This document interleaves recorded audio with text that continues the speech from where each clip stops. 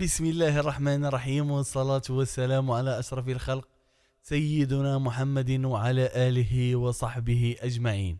اللهم لك الحمد حمدا كثيرا طيبا مباركا فيه مباركا عليه فيما يحبه ربنا ويرضى.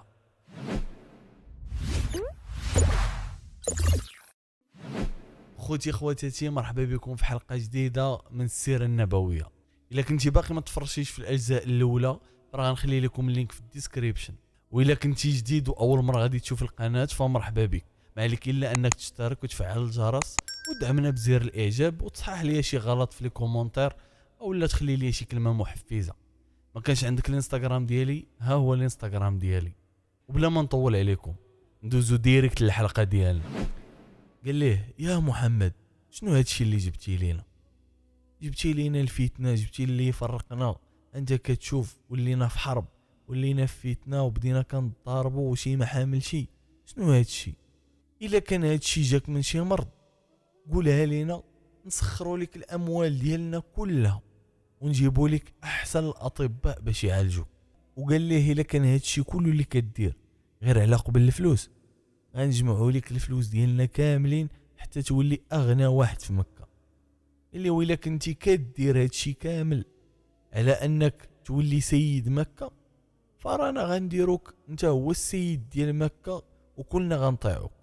الا كنتي كدير هادشي كله على الملك، فراه حنا غادي نملكوك على مكة، تولي انت هو الملك ديال مكة. كانوا مستعدين انهم يضحوا باي حاجة غير باش النبي صلى الله عليه وسلم يتراجع على القرار ديالو وعلى الدعوة ديالو.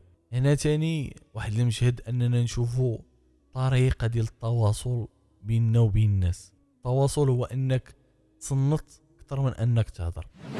خلاه صلى الله عليه وسلم خلاه كيهضر واخذ راحته، واخا داك الموضوع تافه ومن حقه انه يوقفوا في بزاف ديال الحوايج، لكن خلاه يكمل وخلاه تيهضر حتى سالو بقى كيسمعوا، ما قاطعوش من ادبه صلى الله عليه وسلم. قال ليه: كنتي باغي العيالات نزوجوك باحسن النساء ديالنا. لهاد الدرجة وصلت فيهم العظم من هذه الدعوة اللي بدات كتنتشر بهذه السرعة هذه، باغينها غير تحبس وتنسى باش ما كان. قال لي النبي صلى الله عليه وسلم: افرغت؟ اللي زعما واش ساليتي؟ اللي اللي هو دابا سمع مني. وهنا صلى الله عليه وسلم بدا يقرأ عليه سورة فصلت. بسم الله الرحمن الرحيم. حميم. تنزيل من الرحمن الرحيم. كتاب فصلت آياته قرآنا عربيا لقوم يعلمون. بشيرا ونذيرا فأعرض أكثرهم فهم لا يسمعون. وقالوا قلوبنا في أكنة مما تدعونا إليه وفي آذاننا وقر ومن بيننا وبينك حجاب فاعمل إننا عاملون. قل إنما أنا بشر مثلكم يوحى إلي أنما إلهكم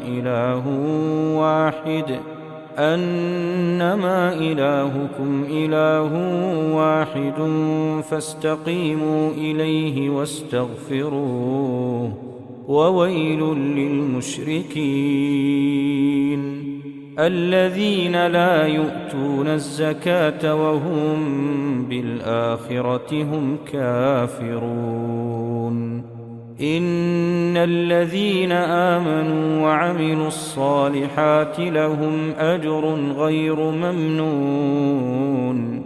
قل أئنكم لتكفرون بالذي خلق الأرض في يومين وتجعلون له أندادا ذلك رب العالمين. وجعل فيها رواسي من فوقها وبارك فيها وقدر فيها أقواتها وقدر فيها أقواتها في 4 أيام سواء للسائلين ثم استوى إلى السماء وهي دخان فقال لها وللأرض ائتيا طوعا أو كرها قالتا أتينا طائعين فقضاهن 7 سماوات في يومين وأوحى في كل سماء أمرها وزينا السماء الدنيا بمصابيح وحفظا ذلك تقدير العزيز العليم فإن أعرضوا فقل أنذرتكم صاعقة مثل صاعقة عاد وثمود. هنا الوليد غير سمعه ويتخلع ويقفز من بلاصتو ويحط يدي على فم النبي صلى الله عليه وسلم، ما بغاش يكمل وبدا يطلب ويرغب فيه باش يسكت، خوفا من انهم يوقع لهم موقع العاد وثمود. وعاد وثمود القصه ديالهم غادي نخليها لكم في الانستغرام ديالي هاو. بدا النبي صلى الله عليه وسلم كيكمل في الايات ديال سوره فصلت حتى وصل لموضع السجده. فاش وصل للموضع ديال السجده ناض هو يسجد. فاش قام من السجده ديالو ناض عند الوليد وقال ليه هادشي هو اللي عندي. ما ناقشو، ما قال ليه حتى شي حاجه، قرا عليه غير القران فقط وهو يسكت النبي صلى الله عليه وسلم. هذا من السحر والاعجاز ديال القران الكريم. الوليد اول مره يسمع القران بهذه الطريقه هذه، بلا تشويش وبلا ما يقاطعو حتى شي حد وبلا من دوك الاحاسيس ديال الجمهور. الوليد سال الاجتماع هو ينوض يد الوقفه ديالو ومشى عند قريش اللي كانوا مجموعين في دار الندوه. الدار الندوه عاودنا القصه ديالها الحلقات اللي فاتوا، الا كنتي ما تفرجتيش لي لينك في الديسكريبشن. المهم قريش اللي مصيفطينو ومن بعد مساله من طبيعه الحال مشى عندهم ديريكت، مشى عندهم وجهه صفر ومبدل. مع دخل ناض واحد فيهم قال لهم هذا جانا بواحد الوجه من غير الوجه اللي مشى به المره الاولى. السيد مبهوض ومخلوع ووجهه صفر. مالك كيك لاباس؟ شنو واقع؟ معاه جلس معاه سولو قالوا ليه شنو جبتي لينا؟ قال لهم سمعت واحد الكلام واحد الهضره ما عمري في حياتي كامل سمعت بحالها. هنا قال القوله ديالو المشهوره ان لكلامه لحلاوه وان عليه لطلاوه وإن أعلاه لمثمر وإن أسفله لمدغق وإنه يعلو ولا يعلى عليه. هضرة ما يمكنش تجي شي هضرة من فوقها. العرب كان الإعجاز ديالهم في اللغة.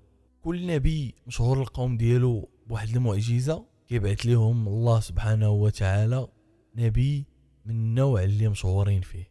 داكشي اللي كيعرفوا يديروه كيبعث لهم واحد النبي ديال داكشي اللي كيعرفوا ليه.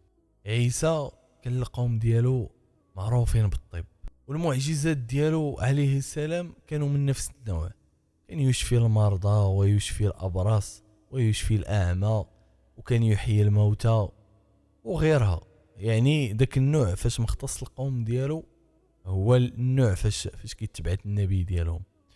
موسى مثلا حتى هو كان فرعون وكان القوم ديال فرعون معروفين بالسحر. شي علاش النبي موسى عليه السلام وكانوا المعجزات ديالو حتى هو من نفس النوع. كان العصي ديالو تيولي الفعا وكانت يدو كتلمع كأنها شمس كأنه سحر، ولكن هو من معجزات الله سبحانه وتعالى. المعجزات كانوا كيجيو دائما في التخصص اللي متخصصين فيه داك القوم. العرب كان التخصص ديالهم هو اللغة والإعجاز اللغوي. العرب ما كانش عندهم هادشي كامل، كانوا كيتنافسوا على حاجة وحدة هي اللغة والفصاحة ديال اللغة العربية. وجاتهم تا هما المعجزة الحاجة اللي كيطيروا فيها، ما كاينش شي واحد في حالهم. ما جاتهمش شي حاجة اللي ما كيعرفوهاش ولا اللي غير سامعين بها. جاهم في داك الشيء اللي هما اباطره فيه. فاش قال لهم الوليد هذا الشيء وعاود لهم كل شيء، قالوا ليه يا ابا الوليد اصبأت. ابا الوليد واش كفرتي خرجتي على الدين ديالك؟ قال لهم لا، ولكن راه ما عمري سمعت شي هضره بحال هذه نهائيا. قالوا ليه هذا ما غادي يكون غير شعر وصافي. قال لهم حتى واحد فيكم ما تيعرف الشعر احسن مني، انا عارف الشعر وعارف الابيات ديال الشعر وعارف لغه العرب. قالوا ليه اذا حمق. قال لهم لا، قال لهم انا اصلا تنعرف الحماق وتنعرف الصرع وتنعرف الحركات ديالهم، ما يمكنش يكون حمق. قالوا لي عاوتاني غادي يكون ساحر. قال لهم لا، انا اصلا تنعرف الصحراء وتنعرف داك البخور ديالهم وتنعرف دوك التمتامات ودوك الجداول ديالهم، هذا ما فيه حتى شي حاجه من داك الشيء. قالوا ليه اذا كاهن. قال لهم ما كاين حتى شي واحد فيكم هنا كيعرف الكهنه اكثر مني، هذا ما يمكنش يكون كاهن نهائيا. قالوا ليه حيرتينا، اللي قلنا لك تقول لنا لا ولا ما فيش، قول لنا شنو نقولوا، شنو عرفتي دابا من هذا الاجتماع هذا، قول لنا. قال لهم واش الا قلت لكم غادي تتبعوني؟ قالوا ليه قول شنو عندك. قال لهم غادي نخيركم بين جوج ديال الحوايج، الحاجه الاولى هي انكم تتبعوه، راه هو على حق وفي طريق الحق. قالوا ليه لا، قالوا ليه سحرك ما يمكنش اننا نخليو الدين ديالنا ونتبعوا واحد بحال هذا. قالوا ليه قول لنا الحاجه الثانيه. قال لهم اما الحاجه الثانيه هي انكم تخليوه منه للناس ما تدخلوش نهائيا، وهما يقرروا واش بغاو يتبعوه ولا لا. الا صدق داك الشيء ديالو فعزوه وعزكم وشرفوه شرفكم، يعني هو سيد من اسياد قريش. الا بان على الناس وظهر داك الشيء راه هو منكم والشرف كله ديالكم. وقال لهم اما الا قتلوه فراه داك الشيء نيت اللي بغينا يقتلوه وبيناتهم. وانا الصراحه بنت لي فكره اللي مزيانه كون غادروها وناو الوقت. هما بالعكس قالوا والله لا خلينا منه للناس، حتى حد فيهم ما قبل وحتى واحد فيهم ما بغى هذا الشيء. ابو الوليد بقى كيشوف في الرياكسيون ديالهم وكيشوف شنو تيقولوا، بدا كيفكر هو يقول لهم عرفتي شنو ديروا، شنو غادي تقولوا عليه. اقرب حاجه تقولوها هي انكم تقولوا عليه ساحر، عنده هضره كتسحر الناس وكتفرق بين القوم وتدير الفتنه وتتفرق بين الراجل ومرته، وهذا مهم هضرته كتسحر. يعني اقرب حاجه نقولوها للناس هي انه ساحر.